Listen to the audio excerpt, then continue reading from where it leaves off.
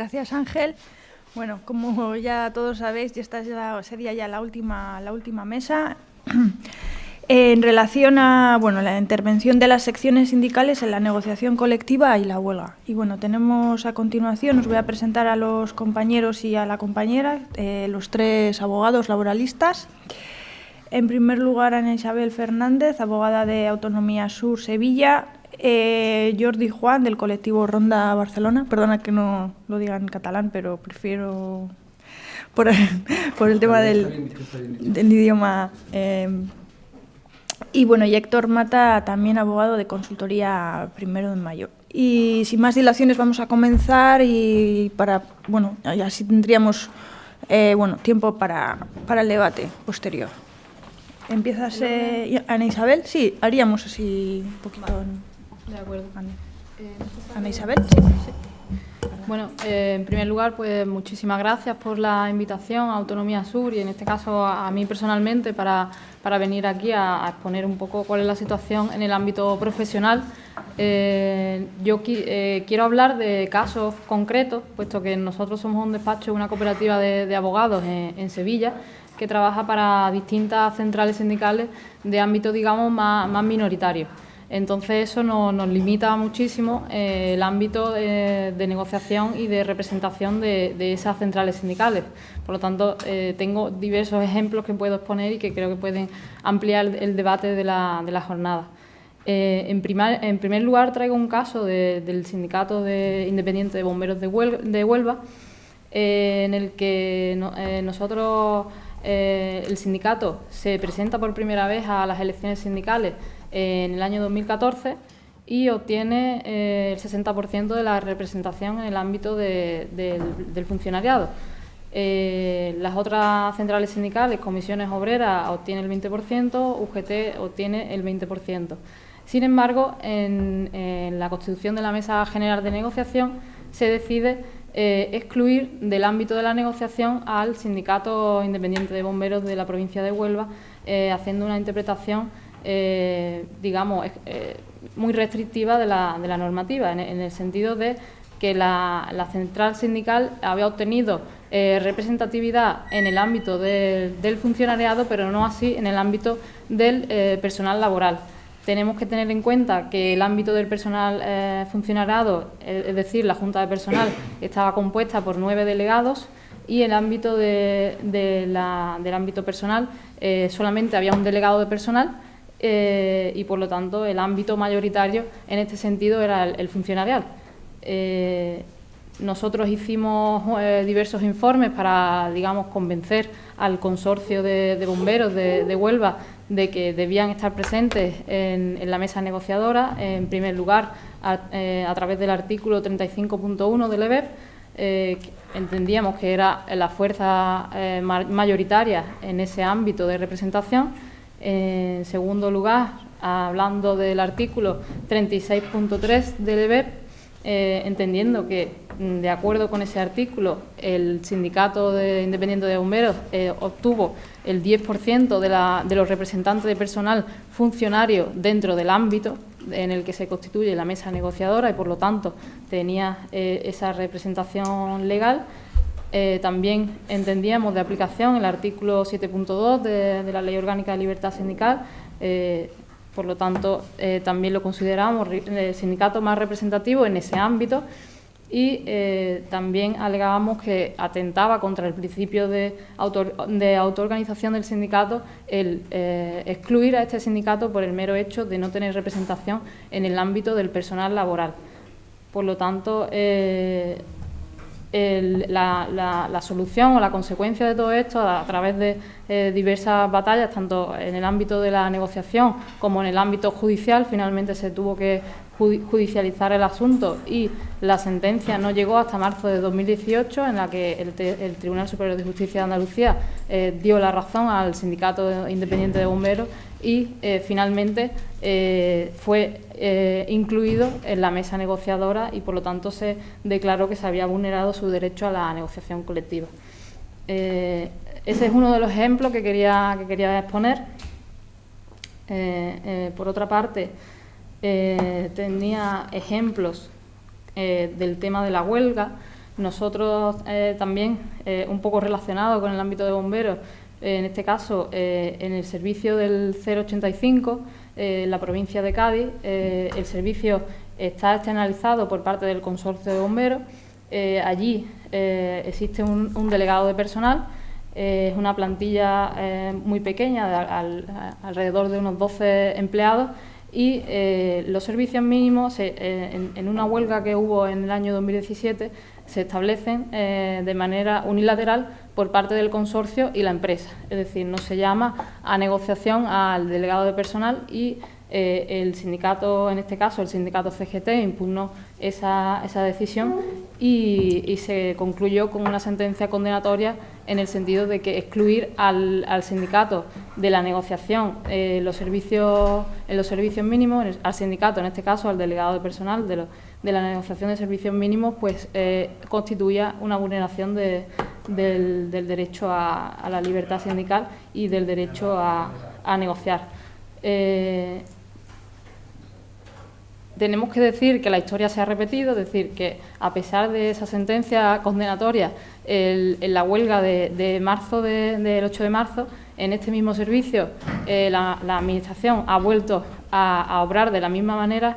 Por lo tanto, enlazando con lo que decía Raúl, resulta que en los ámbitos de servicios mínimos, tanto con la imposición de unos servicios mínimos abusivos, que también nosotros hemos estado en el ámbito de la educación en Andalucía, se vuelven a repetir las prácticas y no hay ninguna consecuencia ni a nivel empresarial ni a nivel de administración pública cuando se conculca el derecho fundamental de huelga.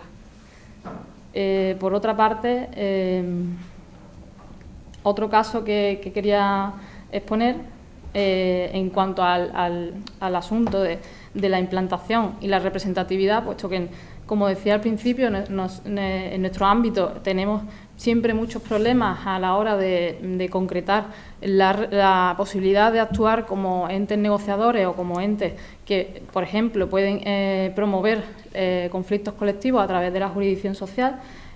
Nosotros, en el ámbito del servicio de ayuda a domicilio de Cádiz, interpusimos una demanda a través de una sección sindical constituida de un sindicato de allí de Cádiz, que se llama Autonomía Obrera, y argumentábamos que teníamos la suficiente implantación para ello, de acuerdo a que teníamos la mayoría dentro del Ayuntamiento de Cádiz, que era el centro de trabajo del servicio de ayuda a domicilio, puesto que el servicio de ayuda a domicilio, aunque está externalizado, se presta en lo que es la ciudad de Cádiz. Por lo tanto, nosotros decíamos que al tener el ámbito mayoritario dentro del personal funcionario y laboral del ayuntamiento, teníamos, a pesar de ser una empresa externa, puesto que era una subcontrata, el ámbito de implantación para poder reclamar contra esa empresa. La respuesta fue desfavorable y esto enlaza un poco con la problemática de las contratas y subcontratas de los servicios, es decir, puedes tener la mayoría dentro del ámbito, digamos, en este caso, de centro de trabajo, pero como has subcontratado el servicio, te quedas sin ese poder negociador y sin ese poder, digamos, de reclamación ante esa empresa. Por otro lado, teníamos casos de elecciones sindicales en centros de trabajo, es decir, la discusión entre centro de trabajo o no centro de trabajo, en lo que se refiere a elecciones sindicales. Nosotros, en un ámbito en el que hay un cliente que tiene varios centros de trabajo, la empresa continuamente, desde al menos durante 10 años, ha estado llamando al cliente un centro de trabajo, es decir, con todas sus condiciones, había un supervisor, cumplía todos los requisitos para que aquello fuera calificado como centro de trabajo a efectos de elecciones sindicales. Sin embargo, cuando se produce el preaviso de elecciones sindicales, pues la empresa argumenta que aquello no es un centro de trabajo, sino que es un cliente en el que se presta un servicio de limpieza, y que se debe regir el proceso electoral por el proceso electoral del resto de la empresa.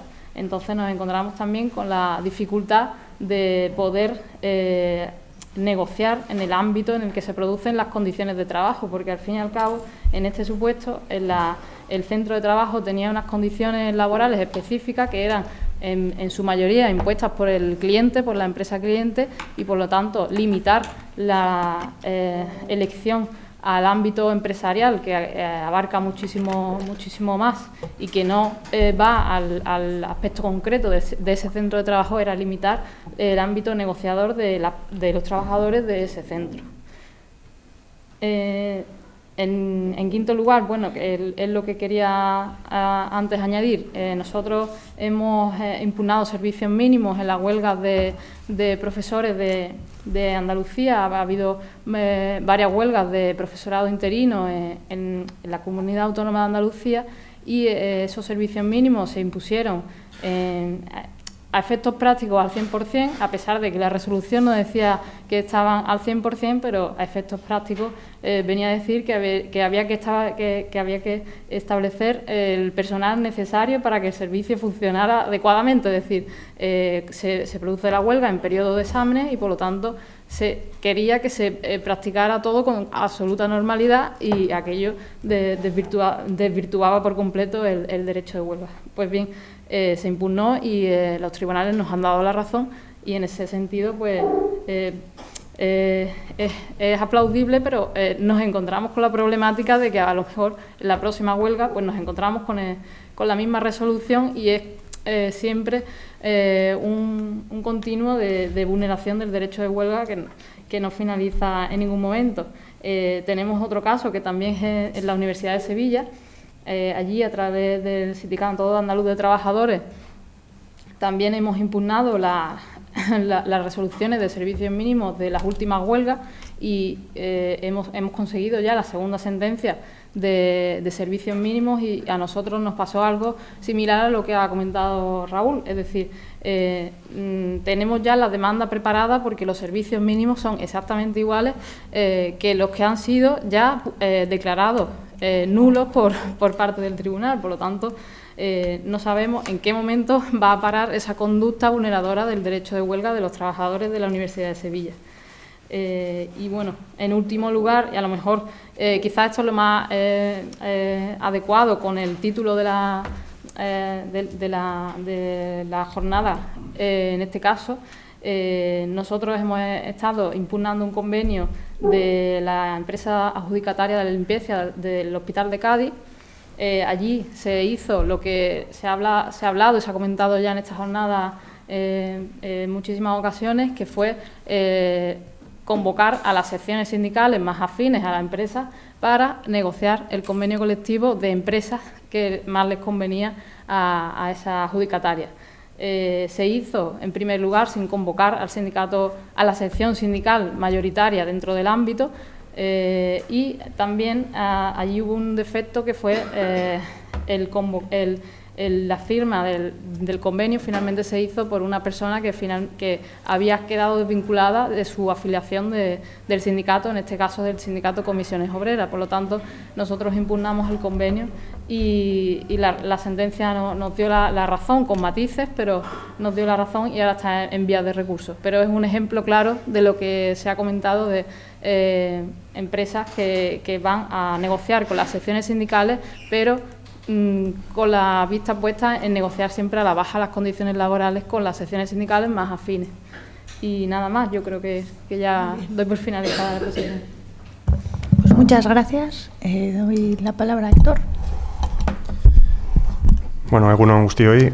En primer lugar, agradecer a la facultad y a las entidades que han contribuido a la organización de estas jornadas, y también a todas las personas que han permitido que se lleven a cabo.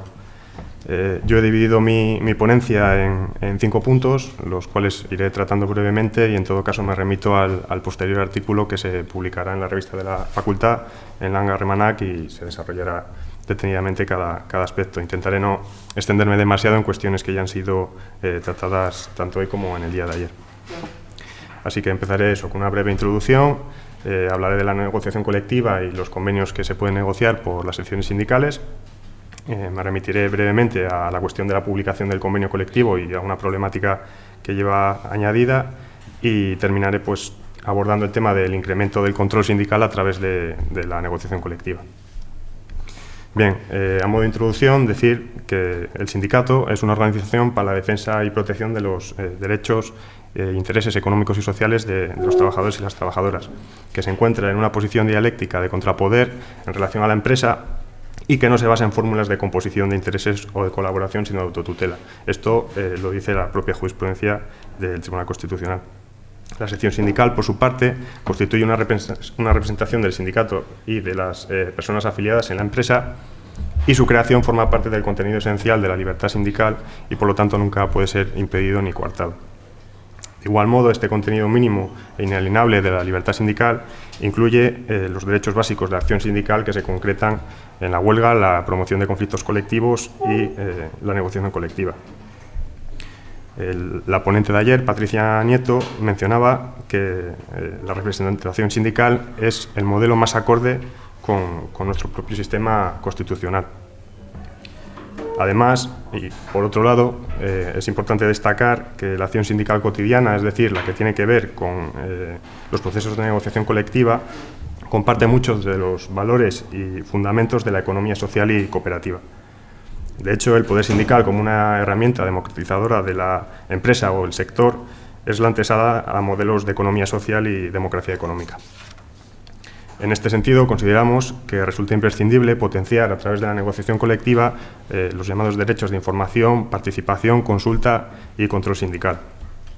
Asimismo, las llamadas cláusulas de anticipación económica y control sindical son aún más importantes en relación a la llamada negociación colectiva defensiva, que es la llevada a cabo en los procesos de reestructuración empresarial que tienen que ver con despidos colectivos o modificaciones sustanciales de las condiciones de trabajo. Respecto a la negociación colectiva, decir brevemente que lo que es el acuerdo colectivo es una expresión formal del acuerdo al que han llegado dos fuerzas antagónicas como son la empresa y el sindicalismo, y que poseen una potestad normativa para crear normas que se ha venido a denominar autonomía colectiva. Teniendo esto en cuenta, los convenios colectivos que pueden negociar las secciones sindicales se dividen, como sabemos, en estatutarios, es decir, que tienen eficacia erga omnes, o extraestatutarios que solo vinculan a las partes signatarias. Los comento brevemente en relación a la sección sindical. Tenemos, en cuanto a los estatutarios, los convenios de empresa o de ámbito inferior que pueden negociar las secciones sindicales, de hecho tienen preferencia, convenios de grupo de empresa o empresas en red, para los cuales también se encuentran legitimadas las secciones sindicales, siempre que cuenten con la mayoría exigida. Tenemos los convenios dirigidos a un grupo de trabajadores y trabajadoras con un perfil profesional específico, o convenios franja, en el que la legitimación la tienen las secciones sindicales que hayan sido designadas mayoritariamente mediante un proceso de votación personal, libre, directa y secreta. Y mencionar brevemente los convenios multicentro que pueden existir y son las secciones sindicales las que están legitimadas para negociarlos, las cuales se pueden organizar tanto a nivel de empresa como de centro de trabajo. Y teniendo en cuenta que el presente panel también tiene que ver con la huelga, mencionar la negociación en el marco o en el contexto de una huelga, porque los acuerdos a los que se llegue al final de un proceso de huelga también tienen la eficacia de un convenio colectivo. En cuanto a los estatutarios, extraestatutarios, decir que el carácter estatutario o no de un convenio depende simplemente de que se cumplan o no los requisitos de mayoría representativa que exige el estatuto. No obstante, existe la posibilidad de que secciones sindicales sin presencia en los órganos de representación unitaria, pero con capacidad de presión, puedan negociar convenios extraestatutarios que en la práctica terminen por aplicarse a toda la plantilla.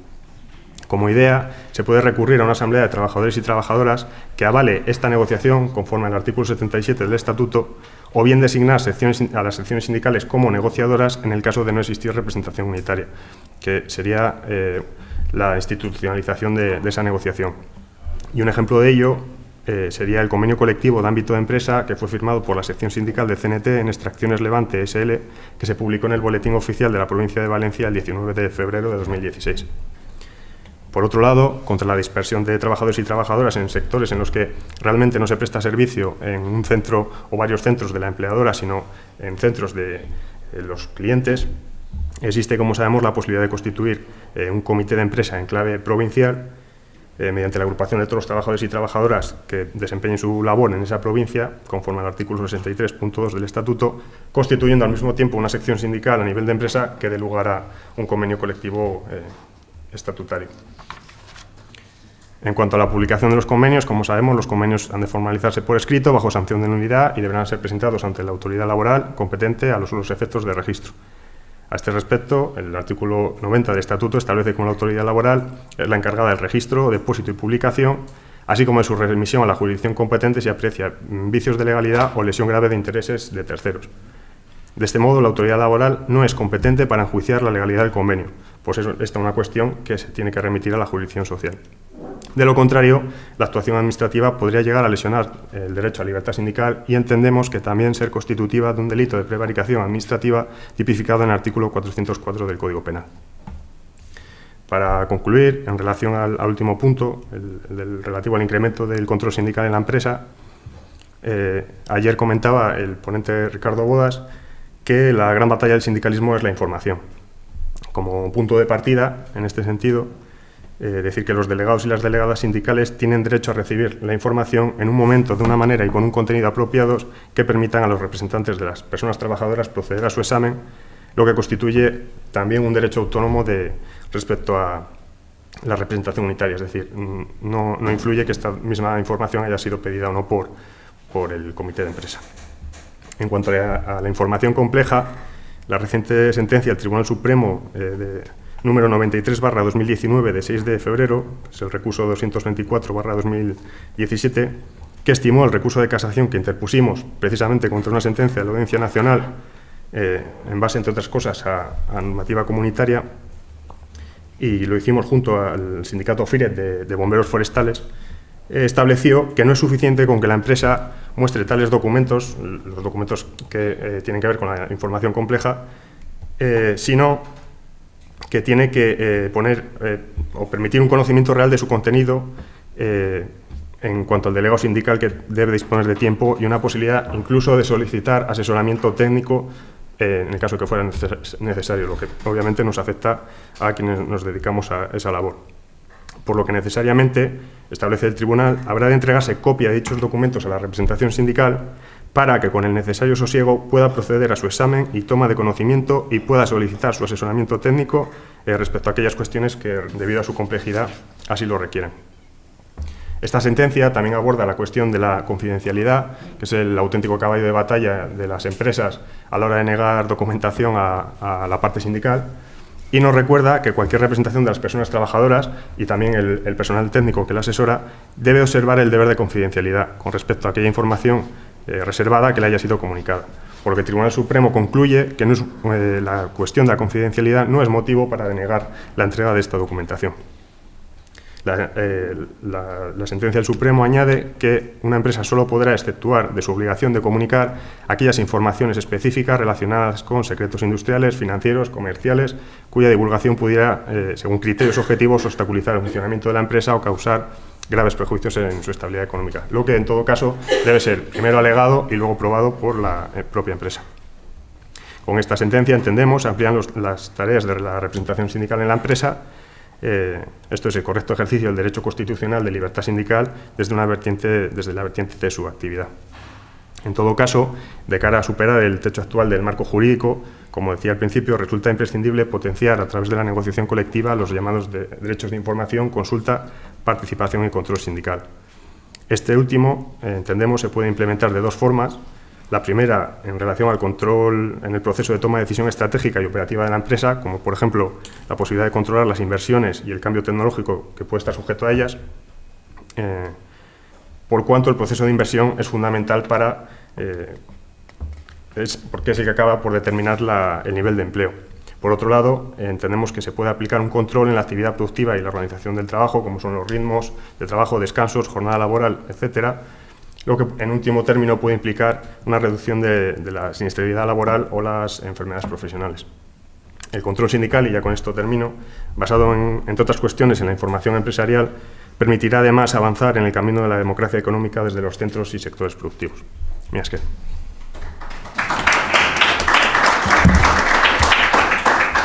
Muchas gracias, Héctor. Y ya bueno, pasamos a la palabra a Jordi. Hola, bueno, agradecer la invitación, en primer lugar por el interés que han tenido las jornadas. A mí, la verdad es que me han sido muy productivo. Lo que han manifestado mis compañeros también me ha parecido de mucho interés. Y, en fin, agradecerlo, y que también ha sido grata también compartir estas jornadas con toda la gente que ha estado aquí. Mani, sobre el tema de la ponencia intentaré ser breve para no fustigar al personal ya a la hora que somos. En todo caso, a la hora de plantear la presente comunicación, pensé un poco en la contradicción o a veces el conflicto que hay entre el asesoramiento laboral desde una perspectiva técnica y la acción sindical, y cómo lo viví o cómo lo he vivido en primera persona.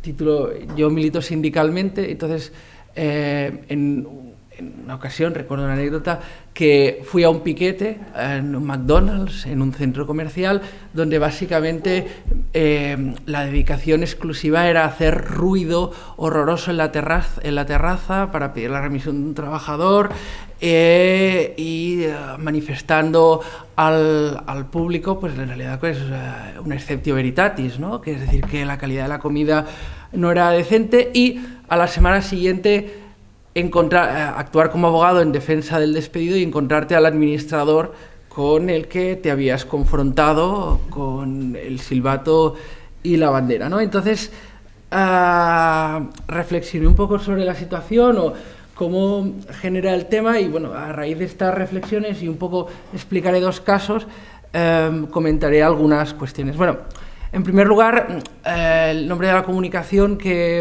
he enviado y que podrán ver es la centralidad que tienen las secciones sindicales en la estrategia jurídica sindical por reforma 2012.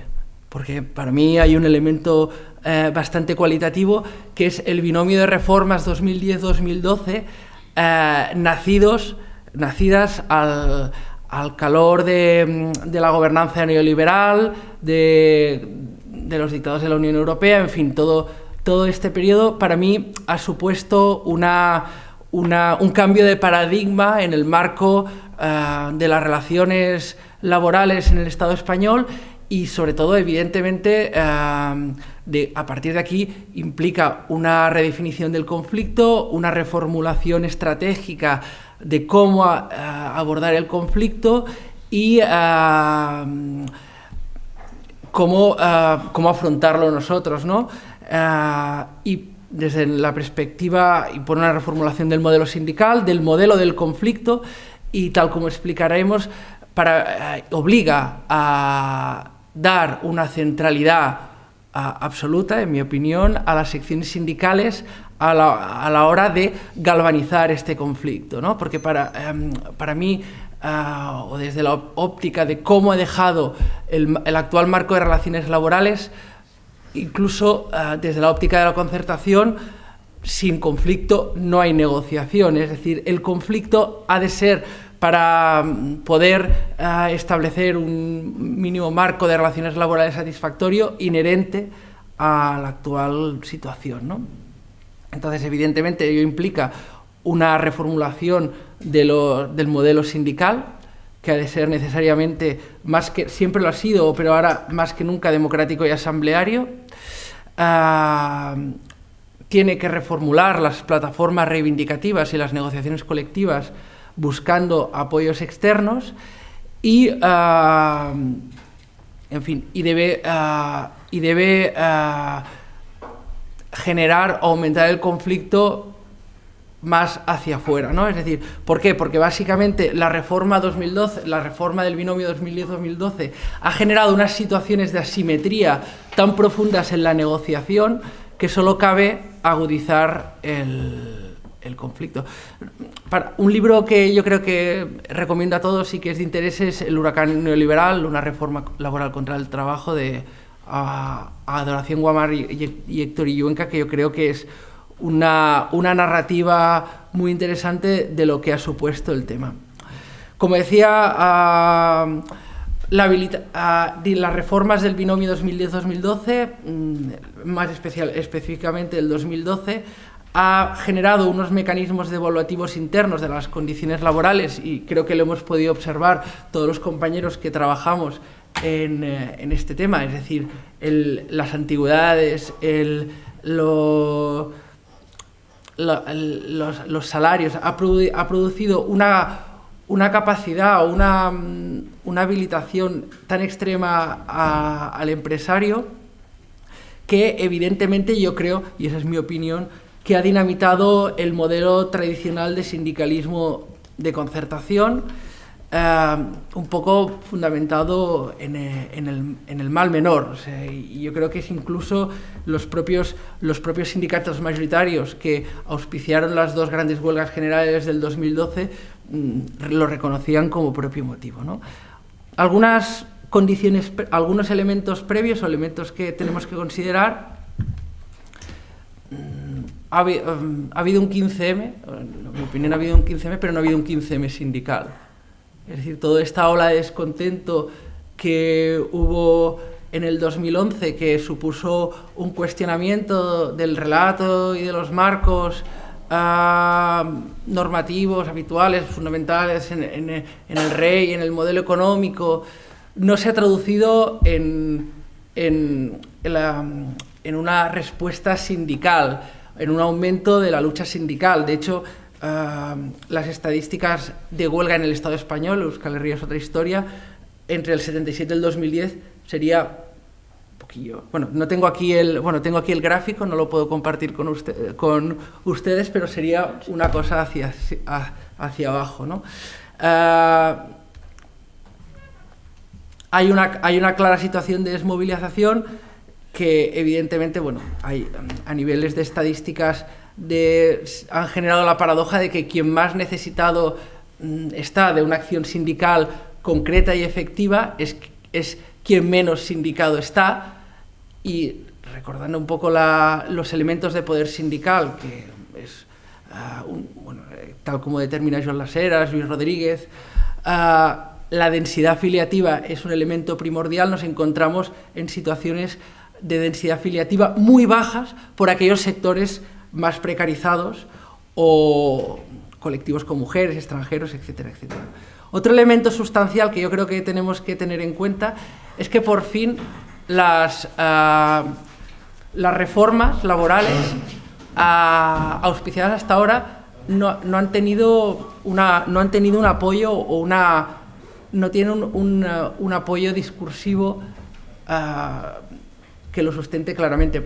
Las dos reformas laborales del 2010 y el 2012 para mí tienen un elemento muy simbólico, que es, tradicionalmente habíamos pensado que las reformas laborales simplemente se apoyaban en absurdos discursivos, en general. Es decir, por ejemplo, la mejor manera de crear empleo es facilitar su destrucción, o sea, es un oxímoron, generar a través de una norma laboral 32 nuevas modalidades de contrato temporal y acto seguido criticar la dualización del mercado laboral. O sea, tradicionalmente estamos acostumbrados a eso, pero es que directamente las dos reformas del 2010 y el 2012 directamente son contradictorios, han generado discursos contradictorios. Por ejemplo, la reforma del 2010, la del 35/2010 del gobierno del PSOE, pues lo que provocó manifestó un abaratamiento del despido, precisamente en pro de la contratación indefinida, y 11 meses después, a través de un Real Decreto Ley, el 10/2011, se suspende el límite de temporalidad del 15.5, o con la Ley 3/2012 se rebaja se hace una devaluación de los costes del despido, entendiendo que eso facilitará el empleo, y en el año siguiente elimina la subvención del 40% de los despidos objetivos para pymes de menos de 25 trabajadores, aduciendo que subvencionar el despido o abaratar el despido facilita el mismo. Entonces ya nos encontramos que evidentemente no tiene mucho sentido, ¿no? Entrando en el fondo de la cuestión, entendemos que hay el parámetro o el criterio que tenemos que trasladar como profesionales que trabajamos en derecho al colectivo de trabajadores es que hay que aumentar la conflictividad laboral, hay que generar conflicto. Solo desde el conflicto podrá haber un escenario de negociación material mínimamente interesante y que evidentemente han de huir de lo que vulgarmente podríamos llamar abogaditis, es decir, fiar la acción sindical al conflicto colectivo. Oye, se acercan unas elecciones, ponme un conflicto colectivo, o generar situaciones donde los abogados o los asesores jurídicos diseñen la estrategia sindical en base a elementos jurídicos. La estrategia jurídica ha de acompañar a lo que son los dos pilares básicos para que haya un escenario de sobrevivir, bueno, de éxito de la acción movilizadora, que son la acción sindical y la acción política. La jurídica y la económica ha de acompañar técnicamente a ello. En primer lugar, rápidamente, las secciones sindicales han de ser un polo ideológico, deben llevar el tiempo de la negociación,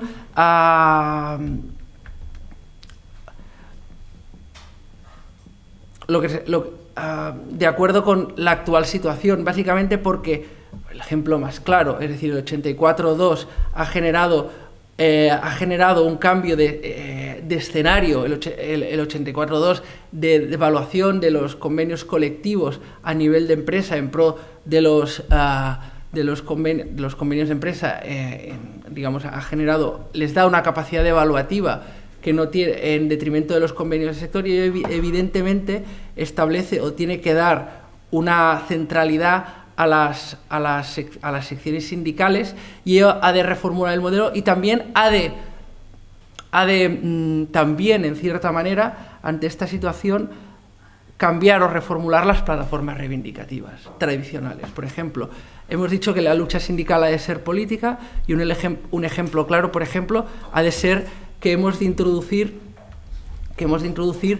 el tiempo de vida o el tiempo como un elemento básico o central, la reducción de la jornada de trabajo con el mismo salario, como un elemento que permite conectar las luchas de dentro y las de fuera. Por ejemplo, la lucha de las residencias de Vizcaya o las luchas de Ciga con Berska se fundamentaban con esto. Eso ha permitido articular sinergias con otros colectivos feministas que han permitido sacar las luchas de lo que sería estrictamente el ámbito del ámbito de los centros de trabajo, ¿no? Otro elemento clave, y aquí cojo un poco lo que ha referido el compañero, derecho de información y consulta también es un elemento importante, el derecho de información y consulta, por lo que ha dicho el compañero y por otro elemento más, que yo creo que está muy vinculado a la sección sindical como eje de lucha, y es el concepto de trabajador estratégico de John Womack. Es decir, todas las luchas y todas las plataformas reivindicativas, desde siempre, ¿qué es la relación laboral? Y esto es un elemento básico, control y poder. Por lo tanto, nuestras reivindicaciones han de ser, evidentemente, y es lo que desde el asesoramiento como profesionales le hemos de decir, tu lucha es importante que sea 100 euros más, 100 euros menos. Cuando nos vienen a preguntar, oye, ¿qué plataforma reivindicativa debo tener? Pues sí, es importante que te aumenten el salario, pero tienes que ir a buscar aquellos elementos que discutan el control y el poder empresarial. Es decir, has de ir a discutir el derecho de opción en caso de improcedencia, que la tenga el trabajador, has de ir a discutir que renuncien a la subcontratación, que renuncien al descuelgue salarial, que renuncien a la subcontratación, porque el problema no es, como se decía aquí, solo la equiparación salarial, sino quién es el titular de la relación laboral, con quién negocias. Entonces, prohibición de subcontratación, bolsas de trabajo, derecho a opción, es decir, todos aquellos elementos que hurtan el poder que le daba la ley /3/2012. Y evidentemente el derecho, y hablando del concepto de trabajador estratégico, a través del derecho a información económica el trabajador sabe qué puesto y qué capacidad tiene en la cadena de la producción. Decirle, tú puedes, a través del conocimiento total y de la capacidad que tienes, tú para cortocircuitar la producción. Eso da un poder, eso da una capacidad de empoderamiento al trabajador y nos permite afinar las lógicas de lucha. Por ejemplo, si tú eres un trabajador de call center y sabes y eres conocedor de la pérdida que supone para la empresa que dejes de trabajar 1 hora, eso te permite formular estrategias, te permite generar luchas a largo plazo y, sobre todo, te genera, para mí, un elemento muy importante, que es, si diseñas estrategias, hay agencia. Hay un binomio de la tesis de John Goma, que es, si hay estrategia, hay agencia. Rápido, que sé que me estoy pasando. Dos ejemplos claros de estos. Trabajadores de Atos en un conflicto colectivo, en una denuncia por exclusión a nivel de segregación de la huelga de trabajadores de Atos que tenían que cubrir los Juegos Olímpicos de Río. Pues a través de esta información y consulta se llevó a la obtención de que estos trabajadores eran estratégicos y se centró la acción sindical en que estos trabajadores hicieran huelga por las tremendas pérdidas económicas que producían y se intentó concienciar en este trabajo. No fue un tema relevante, pero no se consiguió. Pero para poner otro ejemplo de la relevancia que puede tener una sección sindical, incluso en luchas como la cesión ilegal. Atos y desde la sección sindical se nombra en una empresa de Atos, se nombra como delegado sindical LOLS a un trabajador cedido ilegalmente. Se envía un burofax a la empresa: oiga, quiero ser trabajador quiero ser delegado sindical de la cesionaria. Era un caso de CGT en Atos en Barcelona. Obviamente Atos dice que, ¿vale? Entonces hacemos una demanda donde planteamos como cuestión prejudicial interna que este trabajador ha de ser delegado sindical en la cesionaria y se tiene que ver quién es el real titular de la relación laboral. Se gana en primera instancia y cuando estamos saliendo del corral con los huevos, alguien nos tira del rabo, que es el Tribunal Superior de Justicia de Cataluña, y nos dice: usted ha acumulado, bajo el ardid de la cuestión prejudicial interna, usted ha acumulado indebidamente acciones. Finalmente vuelva a la casilla de salida. Finalmente se gana y este señor acaba siendo delegado sindical además reconociendo en un pleito posterior vulneración de derechos fundamentales, porque otro juez dice: aunque este señor no tuviera la condición, la sentencia no fuera firme, se privilegia el derecho a la libertad sindical, ¿no? Pero entonces nos encontramos que un simple burofax a través de la sección sindical ha permitido una reconfiguración, una reformulación estratégica de lo que tradicionalmente entendíamos los pleitos de cesión ilegal, ¿no? Y finalmente, finalmente una pequeña reflexión. Creo que también los abogados, además de darles conceptos técnicos o conceptos jurídicos, yo creo que es importante introducir en las plataformas reivindicativas conceptos que con todos los respetos construyan la utopía. Un poco. Huir del economicismo, huir de las reivindicaciones, no evidentemente en base a la ingenuidad o en base a ser vendedores de Biblias, pero sí que es evidente que tenemos que transmitir un poco, ir más allá o apelar a valores prepolíticos, un poco de solidaridad mutua, etcétera, etcétera, en un contexto de ruptura total o de problemas de conexión de cultura de clase con lo que nos encontrábamos, ¿no? El o todos o ninguno, o conceptos de estos, ¿no? En fin, ya está, muchas gracias.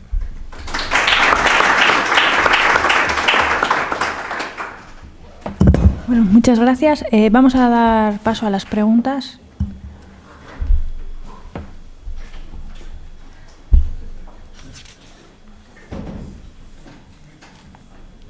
parece que Laura nos ha dejado un poco en shock. Bueno, pues yo voy a preguntar a ver si alguien se anima.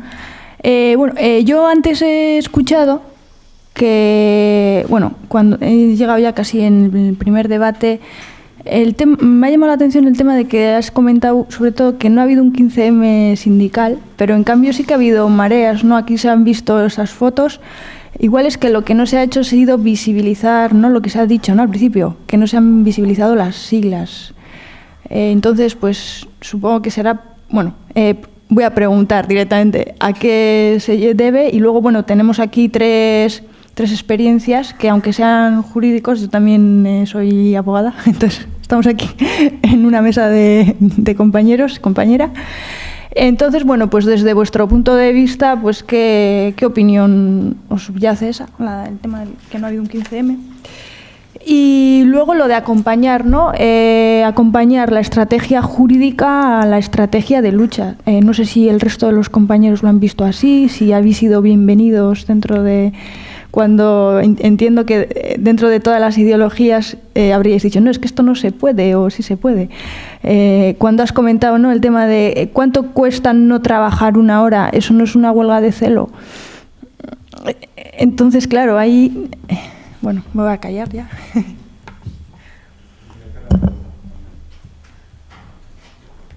Luis, ¿quiere hacer una pregunta?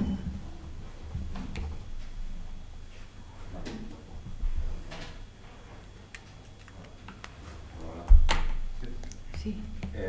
La pregunta que les quería hacer, un poco general, pero que se puede aterrizar en casos, etcétera, ¿no? Es, para la defensa de los derechos laborales y las personas trabajadoras, ¿qué combinación de ámbitos jurídicos consideráis más interesante o con mayor potencial? Me refiero, evidentemente, si estamos hablando de temas administrativos, pues laboral administrativo, si estamos hablando de temas mercantiles, laboral mercantil, o laboral penal, no sé. O sea, ¿qué combinación a la hora de intervenir en la defensa de derechos laborales en una perspectiva más integral, que no estrictamente el derecho laboral, consideráis que tiene mayor potencial para esa defensa?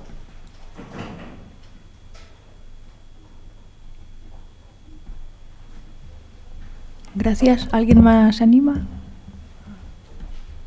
Bueno, pues vamos a dar palabra. ¿Quién se anima a contestar? Bueno, sí que comienzo yo mismo. Sí.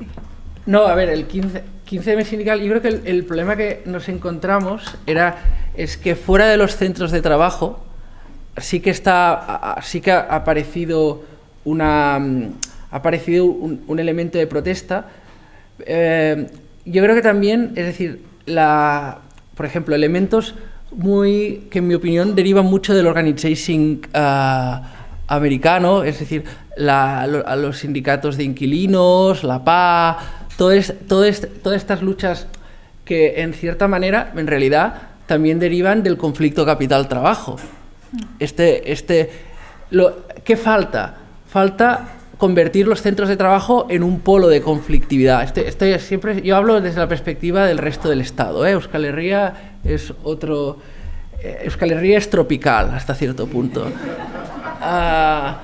Pero falta unir estos dos ámbitos, el dentro y afuera. Es decir, en realidad las mareas pensionistas también derivan del conflicto capital-trabajo que se da en los centros de trabajo. Los centros de trabajo son todo cortocircuitos de acumulación del capital. Cuando tú estás parando un desahucio, estás cortocircuitando un circuito de acumulación de capital de un fondo buitre, de tal. En los centros de trabajo también. Lo que pasa es que ha habido las mareas, ha habido como alrededor de los centros de trabajo, fuera, en la periferia de los centros de trabajo, marea pensionista, marea sanitaria, ha habido esta lucha. Pero creo que en el centro de trabajo propiamente, creo que ha faltado esta articulación del adentro y el afuera, que es lo que da la potencialidad. Por ejemplo, el tema del debate de los cuidados y de la conciliación del tiempo de vida es muy interesante, pero no se ha articulado. Y el tiempo de vida es tiempo de vida a veces, en sentido más general y en sentido real. Por ejemplo, en Francia hay lo que se llama las mulas de irradiación, que son gente que trabaja, son contratados y que trabajan en centrales nucleares y que para poder trabajar falsean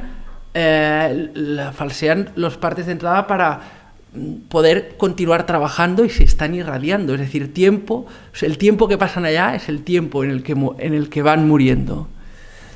Entonces, llevado al extremo. Después, el tema no le decía cuánto cuesta un minuto, no para que hagas una huelga de 1 hora.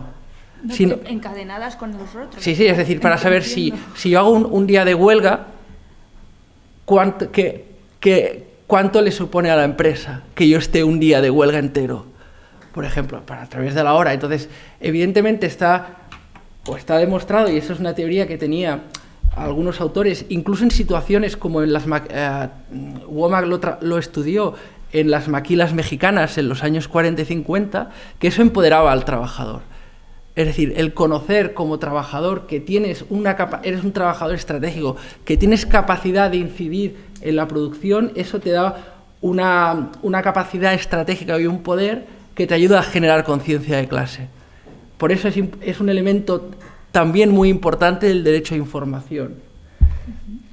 Y finalmente, para mí el equipo básico, un economista y un mercantilista, porque creo que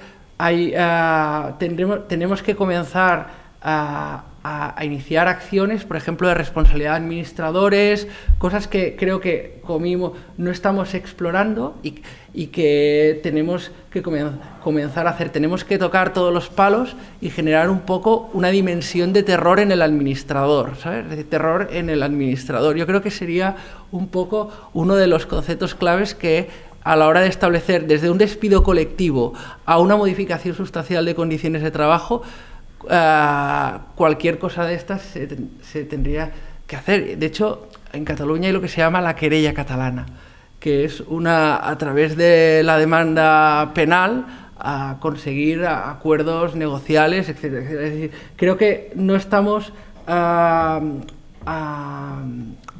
explorando todas las posibilidades que tendríamos que tener. Para mí el trío es el abogado, el economista y el mercantilista. Sí, yo brevemente para responder a las cuestiones, simplemente en relación a lo del 15M, señalar, si no me equivoco, que hay estudios que apuntan a que la extracción social de la mayoría de personas que participaron en esas movilizaciones no eran de clase trabajadora puramente, sino más de clase media, que eso creo que también tiene que ver a la hora de que no haya ese 15M sindical. De hecho, hay un libro que se llama La clase obrera no va al paraíso, que analiza esta cuestión también en relación a otros ámbitos, como puede ser el de la academia o el de la universidad, tanto pública como privada, de por qué gente de extracción obrera no llega a ciertos sitios, o por qué las organizaciones políticas, en su mayoría, no cuentan con personas de extracción obrera. Y en cuanto a lo que preguntaba Lluís, para la defensa de los derechos de las personas, mi experiencia... No digo que pueda haber otros modelos, pero para mí la básica es la del abogado, el economista y un graduado social que un poco dinamice el equipo y permita además abordar desde una perspectiva integral la complejidad a la que nos enfrentamos, tanto eso a nivel de jurisdicción laboral, administrativa, pero también penal, que creo que es una vía que todavía está muy por explorar. Y conectando un poco con lo que se comentaba de los servicios mínimos, que reiterados, a pesar de haber sentencias judiciales que digan que esos servicios mínimos, que son calcados, vulneran los derechos de los trabajadores y trabajadoras, para mí eso sería un delito evidente de prevaricación administrativa, porque hay una sentencia, una resolución judicial firme que dice que vulnera el derecho de huelga y aún así se reitera. Entonces, si a sabiendas de esa injusticia reiteras en tu comportamiento, y lo mismo que la empresa, si a sabiendas de esa injusticia reitera el establecer de una determinada manera esos servicios, podría ser también un delito contra los derechos de los trabajadores y las trabajadoras. Sí. Bueno, contestando a la pregunta de Lluís, yo también entiendo que es necesario para el sindicato tanto la parte económica como la parte del derecho laboral y de los abogados, y en cuanto al ampliar la actuación jurídica, no solo quedarnos en el ámbito de la jurisdicción social, sino ir un poco más allá. Yo pongo como ejemplo que cada vez más nosotros nos estamos dedicando a impugnar pliegos de condiciones a través de los tribunales administrativos de contratación pública y sobre todo en el ámbito de las cláusulas sociales. Los sindicatos, en primer lugar, cuando están en el ámbito de negociación, cada vez más están pidiendo que se incluyan esas cláusulas sociales en los pliegos de contratación de servicios públicos y además cuando esos pliegos salen pues nos encargamos de analizarlos con lupa para que sean lo más adecuados posible a las condiciones laborales del personal que finalmente va a ser subrogado en esa contrata. Por lo tanto, creo que estamos en esa ampliación del ámbito y no quedarnos solo en el ámbito laboral. Muy bien, muchas gracias a los tres y damos por concluidas las jornadas. Gracias al resto del auditorio por haber estado aquí.